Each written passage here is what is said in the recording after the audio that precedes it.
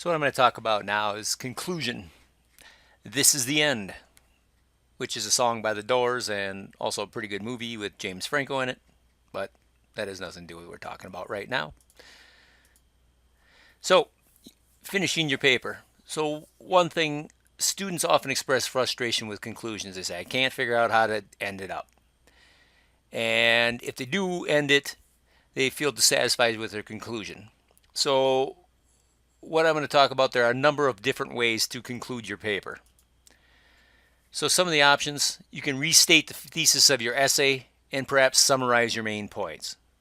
So one thing that when people talk about writing, you'll hear often is in writing, you'll say what you're going to say in your intro. So you make your thesis statement, you say it in your body paragraphs, and then you say it again in your conclusion. Another thing that you can do in options for your conclusion, you can mention the broader implication or significance of your topic. So you can kind of wrap it up and say, from all of these things that we learned, here's what we get out of it. You can offer a prediction for the future. Depending on what you're talking about, you can say, here's the evidence, and from this evidence, we might see this result. You can also suggest how readers can apply the information you have provided. If you're writing a paper that is persuasive, for example, and perhaps you're an activist for the environment, you might say, now, here are some things that you can do to help us out in this particular situation. And you also have the option, you can end with a bit of drama or flourish. So in other words, you can have a call to action or just kind of close it up with something dramatic. So here's an example, and if you remember our previous discussion, Generation X is the greatest generation was my thesis statement. So from that paper, that theoretical paper that you have already, of course, listened to in previous videos, I'll formulate a possible conclusion. Keep in mind the conclusion comes after we've created a strong introduction, and we follow this intro with several body paragraphs that all support the initial thesis. So once again, we want to make sure we have logic, we want to make sure we have flow. So we need a strong thesis statement, we need 3 or more body paragraphs, all of which provide evidence for that thesis statement.